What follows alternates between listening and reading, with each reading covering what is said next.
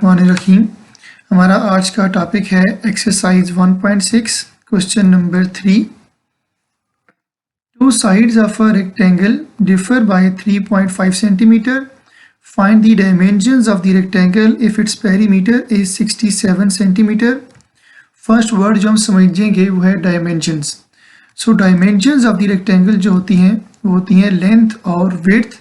यानी डायमेंशंस में दो चीज़ें इन्वॉल्व हैं, एक इसकी लेंथ और एक इसकी विड्थ। सॉल्यूशन पे चलते हैं। हम सबसे पहले एक रेक्टेंगल बनाएंगे।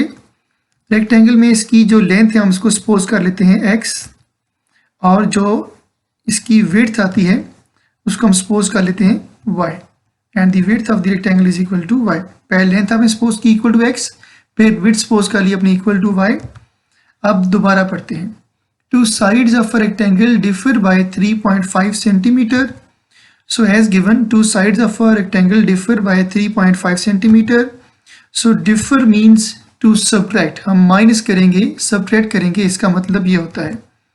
So आपके पास लेंथ आपके पास है x माइनस विड्थ आपके पास है y equal to 3.5, equation number 1। Next पढ़ते हैं। Find the dimensions of the rectangle if its perimeter is 67 centimeter. Also given that perimeter of the rectangle is equal to 67. And we know that perimeter is equal to sum of all sides. Her shape के लिए एक ही formula हम इसको ले सकते हैं। तो क्योंकि यहाँ पे 4 साइडें हैं यानी 2 लेंथ्स हैं और 2 विड्थ्स हैं, तो हम इसको लिखेंगे 2 into length plus width is equal to 67। 2 into length की बजाय लिखेंगे x प्लस विड्थ की बजाय लिखेंगे y is equal to 67। Next लिखते हैं तो हमारे पास आ जाएगा x plus y is equal to 67/2, और ये बन जाएगा x plus y is equal to 33.5, equation number 2। इसी क्वेश्चन को आगे चलाते हैं। तो हम इसको दो तरीकों से करेंगे। पहले हम करेंगे मैट्रिक्स इन्वर्जन मेथड से। तो हमारे पास इक्वेशन 1 और इक्वेशन 2 बनी हुई है। सबसे पहले हम इसको लिखेंगे मैट्रिक्स फॉर्म में। सो हम इस तरह से लिखेंगे इक्वेशन 1 और 2 को मैट्रिक्स फॉर्म में कि हम एक मैट्रिक्स बनाएंगे। पहली मैट्रिक्स होगी, इसमें x का कोएफिशिएंट लिखेंगे 1 1, और फिर माइनस वाई प्लस वाई का कोएफिशिएंट लिखेंगे -1 ऊपर और +1 नीचे। और जो हमने वेरिएबल यहाँ पे छोड़ दिया x और y, वो नेक्स्ट मैट्रिक्स में आएगा। इक्वल टू की जगह इक्वल आएगा, और जो नेक्स्ट मैट्रिक्स है वो बनेगी 3.5 और 33.5। इसमें हमने इन मैट्रिक्स को नेम दिया हुआ है। ये मैट्रिक्स आपके पास है A, सेकेंड मैट्रिक्स आपके पास x है इक्वल टू, और जो ये मैट्रिक्स है ये आपके पास B मैट्रिक्स है। आपने x की वैल्यू निकालनी है, A वहाँ पे शिफ्ट करेंगे तो ये बनेगा x is equal to A inverse into B। अभी हम A इनवर्स निकालेंगे, और हमें पता है कि A इनवर्स का फार्मूला होता है 1/A determinant into adjoint of A। इसमें हम सबसे पहले देखते हैं, हमारे पास ये A मैट्रिक्स है, तो A का मॉड यानी A का डिटर्मिनेंट निकालेंगे हम इस तरह से कि 2 मॉड वाली लाइंस होंगी, यानी 2 सीधी सीधी लाइनें होंगी जिनके दरमियान हमेशा माइनस आएगा। और ये जो पहला डायगोनल एंट्रीज हैं ये पहली ब्रैकेट में मल्टीप्लाई होंगी, और जो नॉन डायगोनल एंट्रीज हैं ये दूसरी ब्रैकेट में मल्टीप्लाई होंगी। इसको दोबारा से देखते हैं, और ये हमेशा इनके दरमियान में माइनस आएगा। ये बात आपने हमेशा याद रखनी है कि मॉड में डिटर्मिनेंट में ही सिर्फ दरमियान में माइनस आता है, और जो डायगोनल एंट्रीज हैं वो पहली ब्रैकेट में मल्टीप्लाई होंगी हमेशा, और जो नॉन डायगोनल एंट्रीज हैं वो हमेशा दूसरी ब्रैकेट में मल्टीप्लाई होंगी। आगे इसको सॉल्व करते हैं। सो A का मॉड यानी A डिटर्मिनेंट बन जाएगा 1, और माइनस माइनस प्लस 1 1 द 1, तो 1 + 1 बन जाएगा 2, which is not equal to 0, means non singular. So solution set is possible. अब हम निकालते हैं एडजॉइंट ऑफ A। तो हमें पता है कि A की वैल्यू ये है। सो हम एडजॉइंट ऑफ A निकालेंगे इस तरह से कि हमारे पास जो डायगोनल एंट्रीज हैं इनकी जगह चेंज करेंगे, और जो नॉन डायगोनल एंट्रीज हैं इनके हम साइन चेंज करेंगे। इसके बाद A इनवर्स लिखते हैं, it is equal to 1/A determinant into adjoint of A। So A inverse आएगा 1/A डिटर्मिनेंट की वैल्यू हमारे पास आएगी 2 इंटू एडजॉइंट ऑफ A की हमारे पास वैल्यू आ जाएगी, जी हमने फाइंड आउट कर लिया A इनवर्स कि x की वैल्यू है A inverse into B। So x की वैल्यू लिखते हैं x and y, A inverse की वैल्यू यूं ही लिख देंगे और b। अभी हमने इस 1/2 को इसके साथ मल्टीप्लाई जैसे पहले भी नहीं किया, अभी भी नहीं करेंगे। अभी हम पहले इन दोनों मैट्रिसेस को आपस में मल्टीप्लाई करेंगे। So first row multiply with the first column करेंगे पहले, फिर सेकेंड रो की बारी है, ये भी मल्टीप्लाई होगी फर्स्ट कॉलम के साथ। सो बाकी रिमेनिंग सेम रहेगा, इसको हम मल्टीप्लाई करते हैं।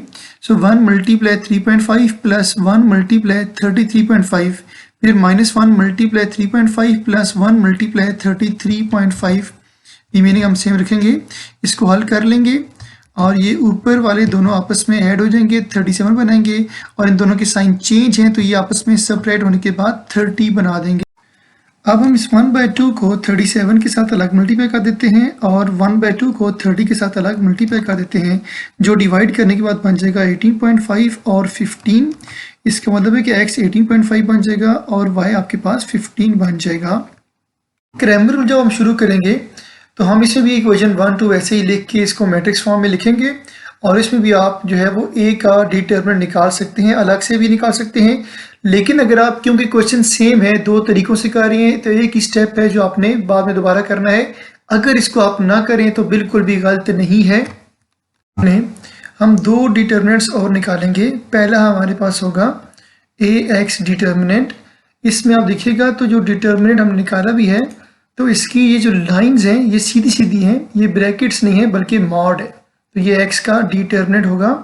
अब इसका हम मॉड ऐसे निकालते हैं कि हमारे पास जो इसका a का जो b वाला हमारा ये मैट्रिक्स है, जो हमारा b का ये मैट्रिक्स है, ये a के पहले कॉलम की जगह लिख देते हैं, और जो a का सेकंड हमारे पास कॉलम है वो a का सेकंड कॉलम ऐसे ही रहता है।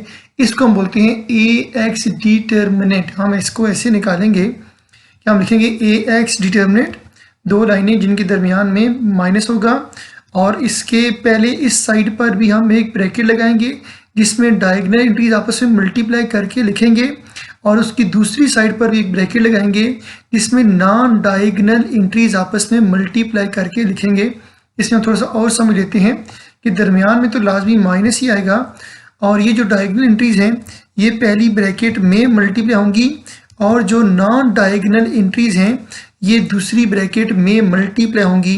अगर आप इनको आगे सॉल्व करेंगे तो इनको प्लस करने के बाद हमारे पास बन जाएगा 37। सिर्फ ये ध्यान देना कि ये माइनस माइनस प्लस बन जाता है, बाकी इन दोनों को ऐड करें तो 37 बन जाएगा। अब निकालेंगे ay डिटरमिनेंट।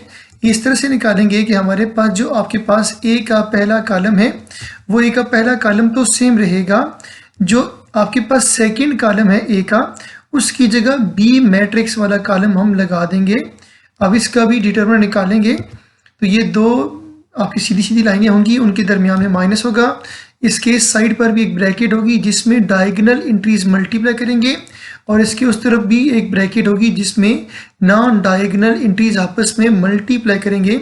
इसको एक दफ़ा फिर रिपीट करते हैं, तो हम इसमें दरमियान में तो माइनस ही लगाते हैं, और जो आपके पास नॉन डायगोनल एंट्रीज हैं ये सेकंड में मल्टीप्लाई होती हैं, ये यहाँ पे मल्टीप्लाई होंगी, और जो डायगोनल एंट्रीज हैं ये फर्स्ट में मल्टीप्लाई होती हैं, वो यहाँ पर मल्टीप्लाई होती हैं।